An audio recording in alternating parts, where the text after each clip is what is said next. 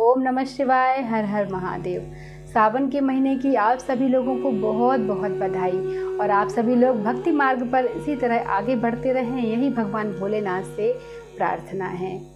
आज हम सभी सुनेंगे विद्येश्वर संहिता में शिवलिंग की पूजा का क्या रहस्य है और उसका महत्व क्या है। नमामि तात शंकरम सुरम्य चंद्रशेखरम नमः उमा महेश्वरम स्वभक्ति कल्पे पादिपम त्वमेकमेवमीश्वरं शिवं मनादिदेवतं नमामि प्रेमे मंगलम जगद्गुरुं च शाश्वतम्।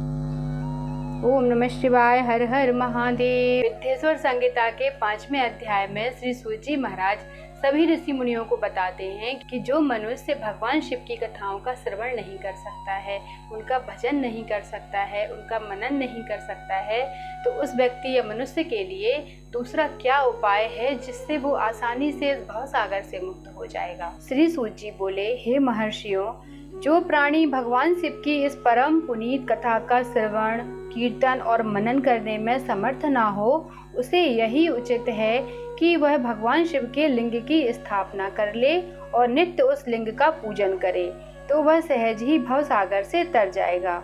तब मुनियों ने पूछा, सो कैसे भगवान? इस प्रकार समस्त देवताओं का पूजन कैसे संभव है और कैसे लिंगेश्वर के द्वारा शिव पूजन संभव है?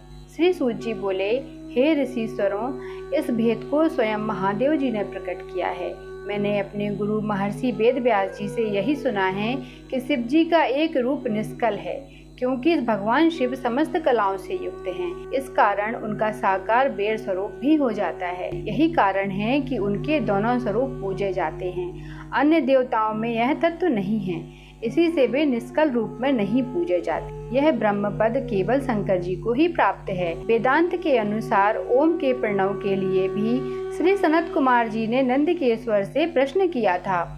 उन्होंने उत्तर में कहा, केवल शिव जी ही इस प्रकार पूजन के अधिकारी हैं। कलायुक्त सदाशिव का बेर पूजन लोक सम्मत है और वेदों में इसकी आज्ञा दी है। जब सनत कुमार जी ने लिंगेश्वर की उत्पत्ति के विषय में पूछा तो उत्तर में नंदकेश्वर बोले, पूर्व समय जब ब्रह्मा जी और विष्णु जी का युद्ध हुआ था, तब निष्कल शिव जी ने स्तंभ रूप में प्रकट होकर सृष्टि की रक्षा की। उसी समय से सदाशिव का निष्कल लिंग और सकल बेर जगत में प्रचलित हुआ। बेर मात्र को देवताओं ने अपना लिया। इस कारण शिव जी के अतिरिक्त बेर लिंग से देवताओं का भी पूजन होने लगा, वही उसका फल देने वाला हुआ। किंतु भगवान शिव जी के लिंग तथा बेर दोनों ही पूजन के योग्य हुए और उसके फलस्वरूप भोग और मोक्ष दोनों ही प्राप्त होने लगे। श्री नंदिकेश्वर बोले कि एक समय विष्णु जी श्री लक्ष्मी जी के साथ शेष शैया पर शयन कर रहे थे। तब ब्रह्म वेत्ताओं में श्रेष्ठ ब्रह्मा जी वहां पर जा पहुँचे और विष्णु जी से कहने लगे, हे पुत्र उठ, मुझे देख, मैं तेरा ईश्वर आया हूँ। इस पर विष्णु जी के भीतर क्रोध तो हुआ, परंतु उसे दबाकर उन्होंने ब्रह्मा जी से कहा कि हे पुत्र, तुम्हारा कल्याण हो, आओ बैठो, मैं तुम्हारा पिता हूँ। तुम्हारा मुख टेढ़ा क्यों हो गया है?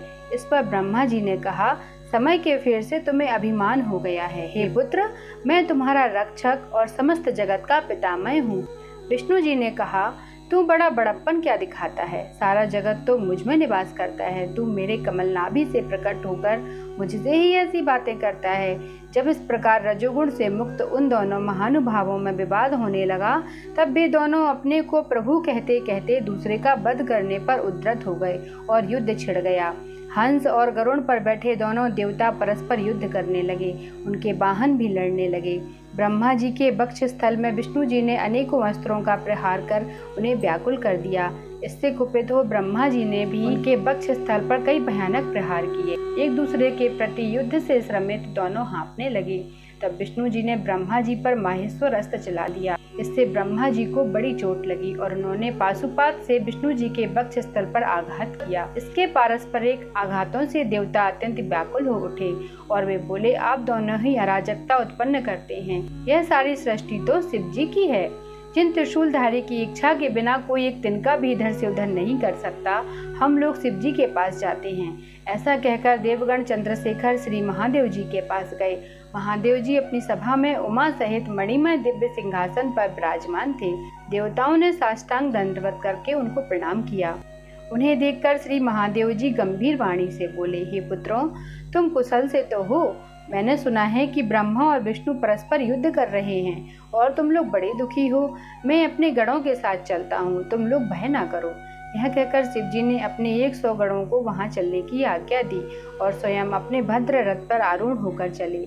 देवताओं सहित इंद्र भी उनके साथ हुए। वहां पहुंचकर शिवजी आकाश मंडल में छिपकर ब्रह्मा और विष्णु का युद्ध देखने लगे।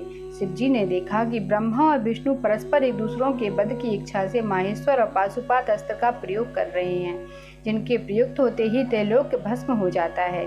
तब प्रलय के इस रूप को देखकर निष्कल शिवजी से रहा न गया और उनका युद्ध शांत करने के लिए महाअग्नि के तुल्य एक स्तंभ के रूप में उन दोनों के बीच में जाकर खड़े हुए।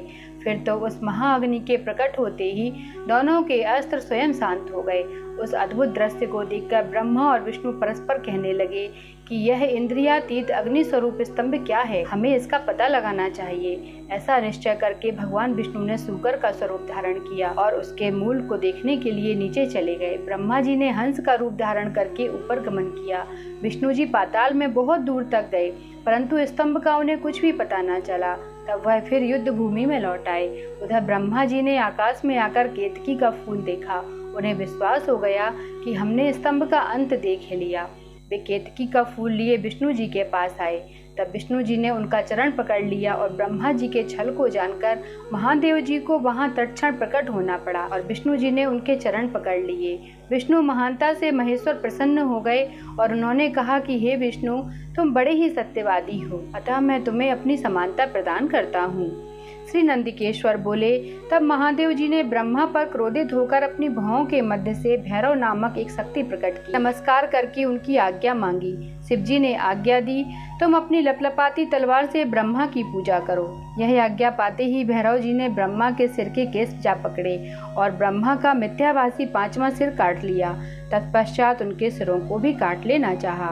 ब्रह्मा जी भैरव के चरणों में गिर गए। यह देखकर विष्णु ने रोते हुए बालक के समान शिवजी के चरणों का आश्रय लिया और यह प्रार्थना की कि प्रारंभ में आपने ही कृपा करके इन्हें 5वां सिर प्रदान किया था, अतः उन्हें क्षमा करके आप प्रसन्न हो जाइए। शिवजी की आज्ञा से भैरव ने ब्रह्मा को छोड़ दिया।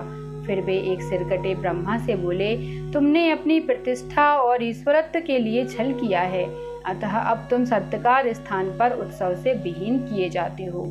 तब ब्रह्मा जी शिवजी को हे स्वामिन, हे वरद कहकर अपना 5वां सिर मांगने लगे। भोलेनाथ ने कहा, अराजकता के भय से मैं विश्व स्थिति को बिगड़ने ना दूंगा। हे पुत्र, जो अपराधी है उन्हें तुम दंड दो, लोक मर्यादा का पालन करो। मैं तुम्हें वर देता हूँ कि आज से तुम गणों के आचार्य हुए, कोई भी यज्ञ तुम्हारे बिना पूर्ण नहीं होगा। ब्रह्मा जी से ऐसा कहकर भगवान भोलेनाथ उस केतकी के पुष्प से बोले, रे मिथ्याभासी केतक दुष्ट, तू भाग जा, तू मेरी पूजा के योग्य नहीं है। शिव गणों ने उसे दूर भगा दिया। केतक शिवजी को प्रार्थना करने लगा कि हे नाथ, मेरे पापों को दूर कीजिए, भला आपकी कृपा से क्या दुर्लभ है। शिवजी ने कहा कि मेरा वचन कभी भी मिथ्या नहीं होता है। हम तो तुम्हें नहीं स्वीकार करेंगे, परंतु तू मेरे भक्तों के योग्य है और इस प्रकार तेरा भी जन्म सफल होगा और जहाँ मेरी मंडप रचना होगी उसका सिरमौर तू ही होगा। तब महादेव जी केतक, ब्रह्मा और विष्णु पर कृपा करके देवताओं में आए। देवताओं ने उनकी यथोचित पूजा की और शिवजी अपनी शोभित सभा में जाकर बैठ जाते हैं।